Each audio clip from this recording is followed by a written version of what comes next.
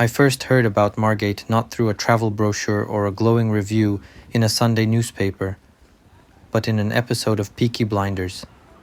It was there that Tom Hardy's character, once a formidable and fearsome Jewish mob leader, sought refuge, retreating into a reclusive seaside existence in none other than this small British town. That scene did more than plant a fictional storyline in my mind. It endowed Margate with a kind of cinematic mythology, the kind of quiet refuge one seeks at the end of a long, dramatic narrative arc. Naturally, I had pinned this town in my imagination as a nostalgic British holiday destination, somewhere that old souls and writers might gather, half willingly marooned from the din of London. I expected faded grandeur, forgotten elegance, and some whisper of history humming in the sea breeze. Margate was meant to be the crown jewel of my broader East Coast expedition, one that included the likes of Canterbury, Ramsgate, Whitstable, Broadstairs, and Ashford. Among these, Margate stood tallest in my mental itinerary, perhaps because of its literary associations or its claims to be reinventing itself as an art hub. But first impressions have a ruthless honesty about them, and mine was not kind. The beaches, more cliffy and eroded than romantic, stretched out like tired canvas under a bleak sky. There was a wide, sprawling beach, yes, but something about it lacked promise. It felt like a stage set, prepared for an audience that never quite showed up. I walked its length with the confused expression of a reader flipping through a book waiting for the plot to begin. I arrived in the soft light of the evening and initially attributed the town's torpor to the hour. Perhaps things would liven up with the morning sun, I told myself as I retreated into the comfortable anonymity of my hotel room. I switched on the telly, watched a football game, and let the day slip away. But the dawn did not bring with it a new energy. Rather, it revealed a town still locked in slumber. At 8 a.m., Margate felt as if it had not yet decided whether to wake up at all. Then it struck me.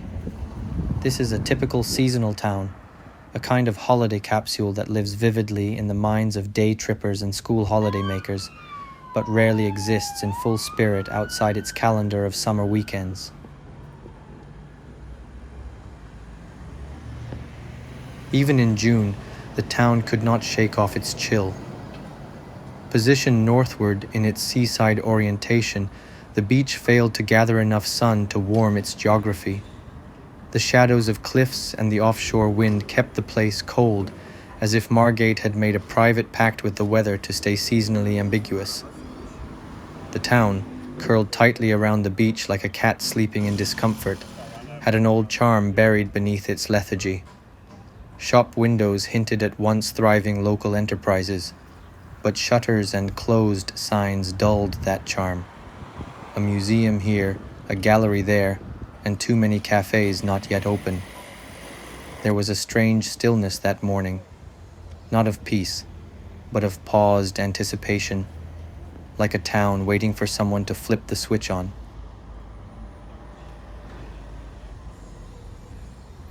In need of something to reanimate myself, I hunted for a supermarket. The errand felt unusually laborious due to the uphill climb against the cold winds. Every step felt like a minor protest against the idea of a seaside holiday. I returned, groceries in hand, and wandered into a charity bookstore tucked away near the waterfront. Here, at last, a spark, one of those British charity shops that hold forgotten paperbacks, rare finds, and battered editions of 19th century novels that somehow never made it to the shelves of mainstream second-hand stores. The kind of place that rewards the patient browser, and I, at that moment, was nothing if not patient. As the clock ticked towards 10 a.m., life began to trickle back into Margate. I settled into a cafe, finally open, situated in the shadow of the beach's curve. It offered only modest refreshments, but the warmth was welcome. The town's iconic clock tower, looming in the background, provided an ideal backdrop for a postcard photo, if one were inclined to pretend the town was more awake than it truly was. Noisy cars, however, disturbed any sense of coastal quiet. The illusion of escape began to fray. I started my daily walking circuit with the resigned air of someone trying to make the best out of an unyielding host. Margate is home to the Turner Contemporary, a museum perched dramatically on the cliff's edge, a building that aspires to monumental importance. Unfortunately, I had neither the time nor the will to wander its modernist halls. Perhaps it was the fatigue or a growing desire to find a more vivid experience elsewhere. The beach, with its muted colors and uncrowded sands, failed to tempt me. My eyes were now set on Broadstairs, a name promising more breadth, of beach, of culture, of architectural delight. So I left Margate with a peculiar kind of ambivalence. It is not a town I would escape to Tom Hardy style, nor is it one I would rush to forget. It stands in my memory as a curious giant, massively expansive yet sparsely inhabited in spirit. Its beach was vast, but I counted fewer than a dozen people walking it. It has a reputation that suggests resurgence, yet offers a melancholic stillness that borders on deflation. Perhaps in a few decades, when its art scene flourishes and its sleepy facade sharpens into character, Margate will become the town it pretends to be. Until then, I'll share this video with those few curious watchers who still believe in the magic of forgotten British coasts, who might just maybe Google Margate and give it another try. And